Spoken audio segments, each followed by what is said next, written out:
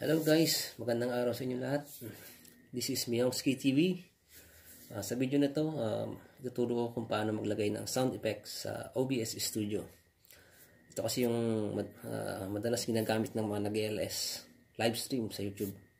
Mas maganda to sa mga baguhan pa lang, yung bago pa lang na ako ng 1,000 subscribers at mag-start pa lang mag-LS.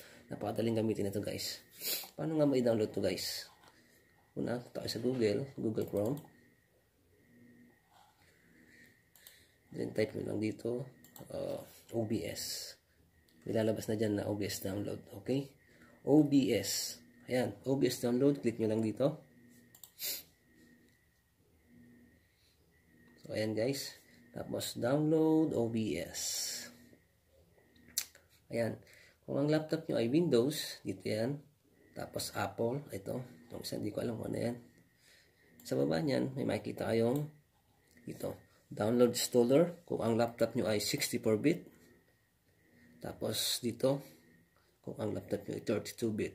Okay? Dahil nakapag-download na ako niyan guys. Exit na tayo dyan. Bali, ito yung na-download na OBS Studio. Ito yung icon niya. Ayan yung icon niya guys. Paano nga malalagyan niya ng sound effects guys? So una, punta tayo sa Google Chrome. Tapos type natin dito MP3 Juices.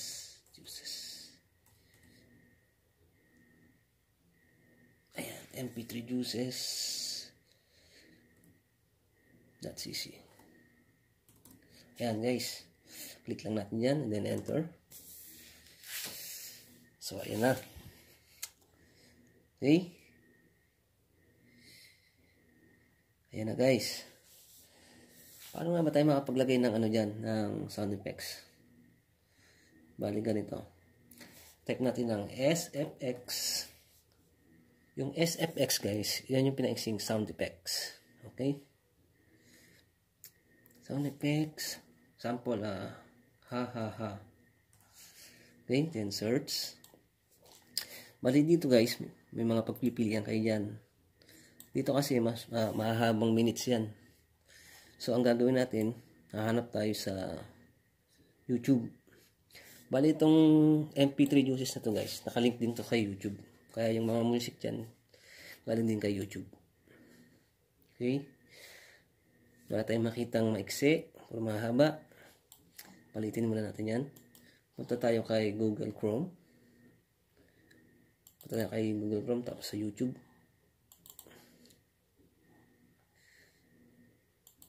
Yan guys.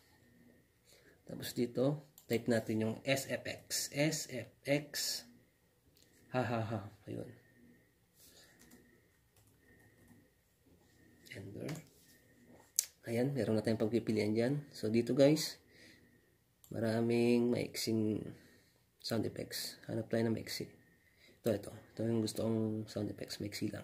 Tingnan natin. Yun. Okay. Paano natin ilalagay dyan dun sa MP3 Juices? Ganito guys. I-copy natin to.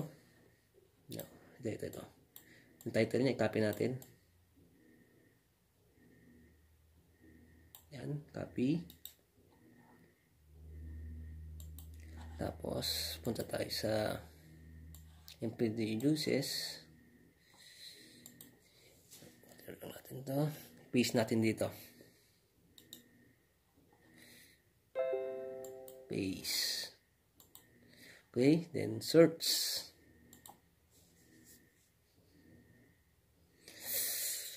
Saan ba yung kinopya natin? Ayun guys, so nakita na natin siya doon. Ayun, ito yun eh. I-play natin. Yun. Okay. Ngayon, i-download natin to guys.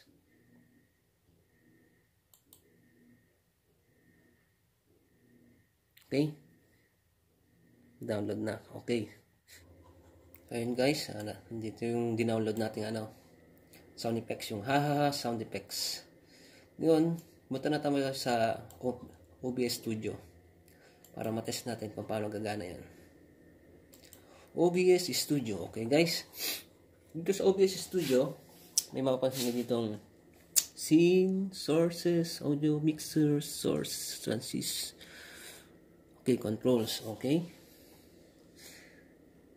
dito sa scene 1 maglagay tayo ng, bali dito sa scene guys, meron yung scene 1, pwede kayo maglagay ng scene 2, scene 3, hanggang ilang scene ang gusto nyo. Sa scene 1 maglagay tayo ng video guys, galing ganito yun. Punta kayo sa source, dito sa source nandito yung mga elements na gusto nyo ilagay dun sa monitor nyo. Punta tayo sa plus sign, click lang natin doon. Then may mga pagpipilian kayo kung anong gusto nyo ilagay sa monitor. So maglalagay tayo ng video, click natin dito sa video capture device. Ito yung camera na nasa laptop nyo. Okay. Okay. Okay. Ayun. Ayun guys. Ayan. Lumabas na yung video natin. Ngayon pwede natin siya palakihin guys. Kung gaano kalaki yung gusto natin sa monitor. Assuming na nag-ALS tayo guys. Sa kay YouTube.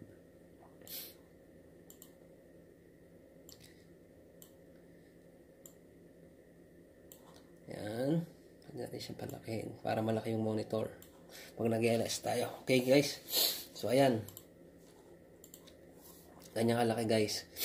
So paano natin ilalagay yung, kunyari, maglalagay tayo ng sound effects. Siyempre, punta tayo dito sa source. Click ulit natin sa source, dun sa plus sign. Bali, click natin dun sa media source. Ayan.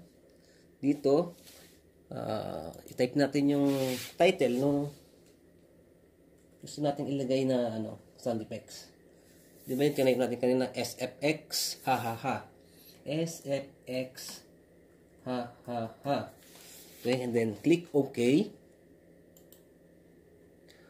Then browse. Click natin sa browse. Hanapin natin ngayon dun sa dito. Yun. Sa computer natin. Nandito sa ito yung dinownload natin kanina. Haha, sound effects. Click natin dyan. Then open. And then okay. Yan.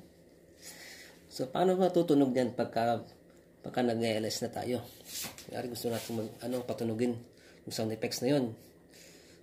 Dito, hanapin lang natin dito sa side na to. Portion na to. Ayun. SFX, ha ha ha. Click lang natin dito sa gear box. Ayan. Then, click natin dun sa Advanced Audio Properties. Ayan. So, dito, makikita natin yung SFX, ha ha ha. Ayun.